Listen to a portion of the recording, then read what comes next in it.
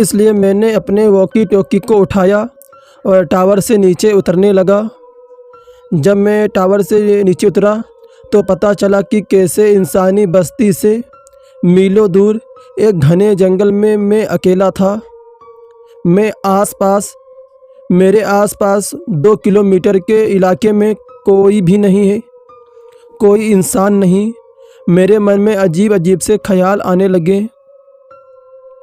मैं नीचे उतरा और टॉर्च जलाकर उस दिशा की ओर जाने लगा जहाँ से मुझे वो टॉर्च चमकती हुई दिखाई दी थी।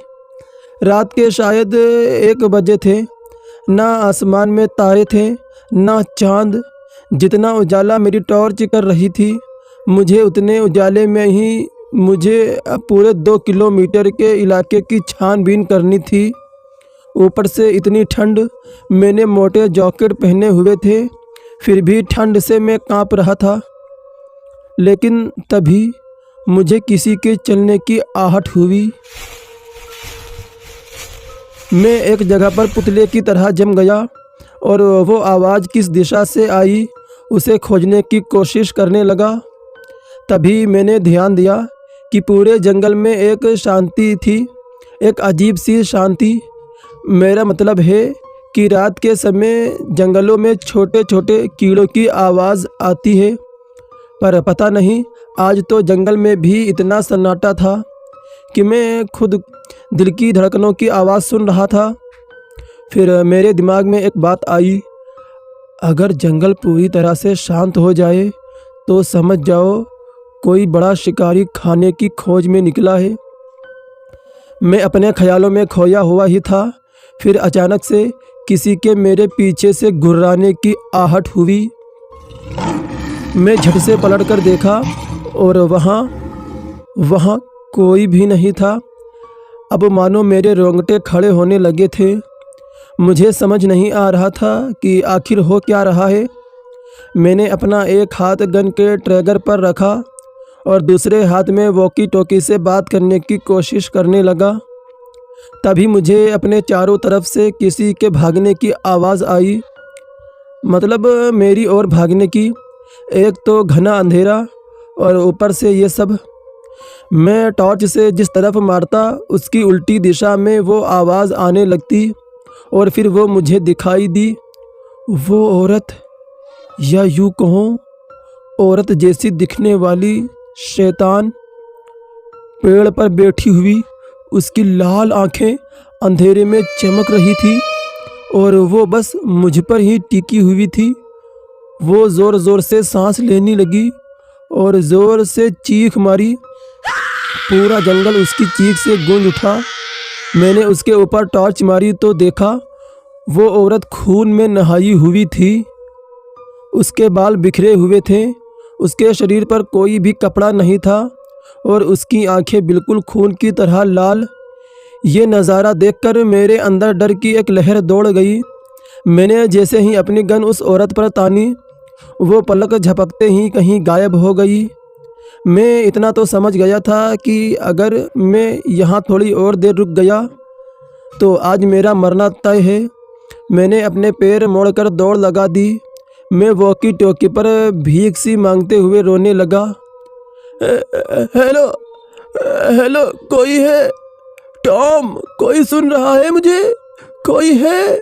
बचाओ। मुझे अपने पीछे किसी के भागने की आवाज़ आई और मैंने जब पलट कर देखा तो वो वही औरत थी। वो चारों हाथ पैर से भाग रही थी। वो ज़ोर ज़ोर से हंस रही थी। एक पेड़ से दूसरे पेड़ पर किसी जानवर की तरह चढ़ जाती। तभी मुझे कुछ आसमान में चमकता हुआ नज़र आया। हल्की सी रोशनी हुई और फिर वॉकी टॉकी में आवाज़ आई, हेलो हेलो, मैं टॉम बोल रहा हूँ। ये तुम हो क्या अंश? ये सुनते ही मेरे अंदर थोड़ी सी उम्मीद जागी, वरना ऐसा लग रहा था कि आज मेरा आखिरी दिन होने वाला है। मैंने भागते हुए ही उसे जवाब दिया, हाँ हाँ, हेलो टॉम, मैं बोल रहा हूँ। मैं टॉम, यार मेरे पीछे कोई है, मेरी मदद करने आ यार, यहाँ पर मुझे बचा लो टॉम। मेरी आंखों से आंसू टपक रहे थे। उसने मुझसे कहा, ठीक है, शांत हो जाओ। अभी कहाँ हो तुम? मैंने अपने आसपास सिर हिलाया और नज़रें दौड़ाई। मुझे नहीं पता यार, कुछ नहीं पता मुझे, सिर्फ पेड़ ही पेड़ है चारों तरफ यार। वो जल्दी से बोला। अच्छा ठीक है, आसपास धुआं नज़र आ रहा है तुझे? तुझे टावर दिख रहा है? टावर? इतना सुनते ही मैं सर उठाकर देखने लगा और फिर मुझे टावर दिखाई दिया। उसकी लाइट चालू थी और चिमनी से धुआं निकल रहा था। मैंने उसे जवाब दिया, हाँ हाँ टॉम, एक टावर दिखाई दे रहा है। मेरे इतना कहते ही कोई उस टावर की बालकनी पर आ खड़ा हुआ। मैं खुद को संभाल पाता उससे पहले ही मैं धड़ाम से नीचे जा गिरा।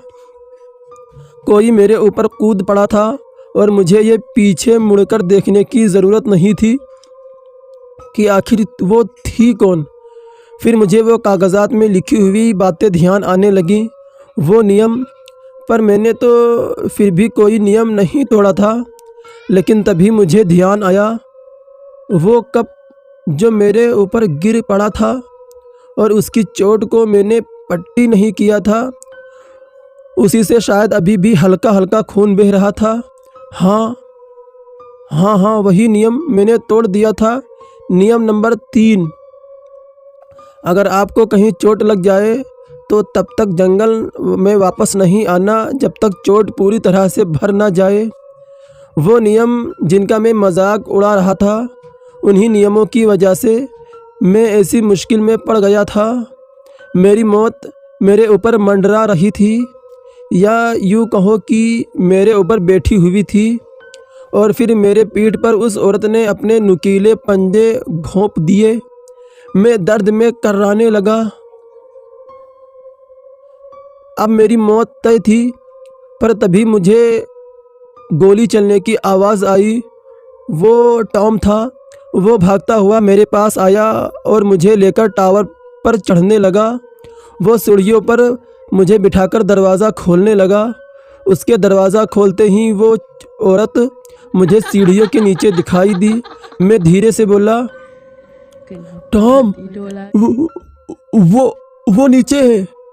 टॉम ने मुझे कैबिन के अंदर कर दिया और मुझसे गेट को अंदर से बंद करने को कह दिया। उसने मुझसे कहा, चाहे कुछ भी हो जाए दरवाज़ा मत खोलना भाई, चाहे कोई भी हो, कोई भी। मैंने आंसू पोंछते हुए हाँ में सर हिलाया। उसके बाद मुझे गोलियों के चलने की आवाज़ आई और फिर टॉम के ज़ोर से चिल्लाने की।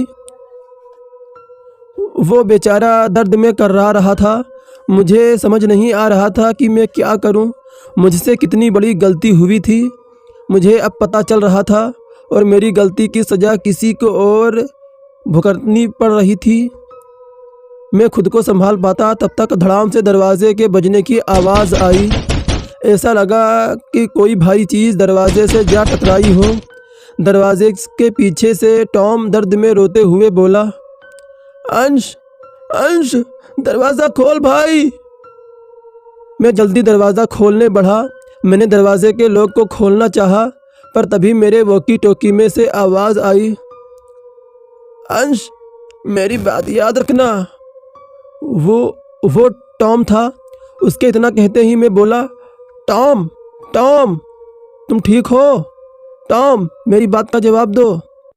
पर सामने से कोई भी जवाब नहीं आया। मैंने झट से दरवाजे के सामने कुर्सी और बाकी सामान अड़ा दिया ताकि वो औरत या जो कुछ भी हो दरवाज़ा ना खोल सके। दरवाजे पर लगातार वो धक्के दे रहा था और अब ऐसा लग रहा था कि वो दरवाजे को किसी भी पल तोड़ डालेगी। मैं बस यही प्रार्थना कर रहा था कि बस कैसे ना कैसे ये रात कट जाए। मैंने कैबिन में चारों तरफ नज़रें घुमाई तो मुझे एक बड़ी बंदूक पड़ी मिली।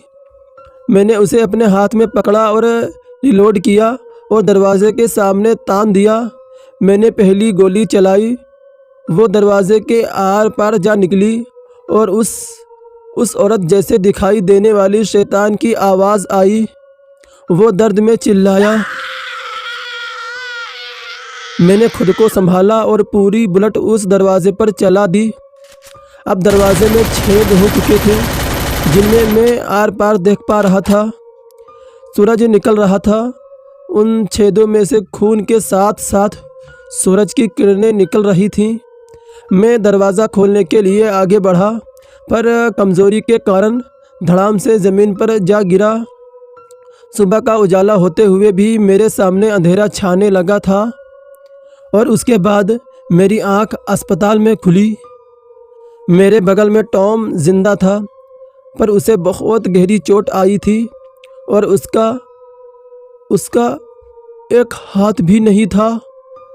कंपनी ने हम लोगों से इस घटना के बारे में किसी को भी बताने से मना कर दिया और हमें हर महीने $1000 घर पर बैठे भेजने लगी। टॉम मेरा काफ़ी गहरा दोस्त बन चुका था और उसकी मौत कुछ ही महीने पहले हो गई। अब जब मेरी उम्र इतनी हो चुकी है कि मौत का भी डर नहीं है मेरे दिमाग में, तो इसलिए मैं ये घटना सभी के सामने रख दी। उम्मीद करता हूँ कि आप लोगों को इससे कुछ सीख मिली होगी और मेरे इस फॉरेस्ट ऑफिसर की नौकरी में बहुत सारे ऐसे भूतिया अनुभव हुए हैं जो कि मुझे आप लोगों के साथ साझा करने में बहुत अच्छा लगेगा।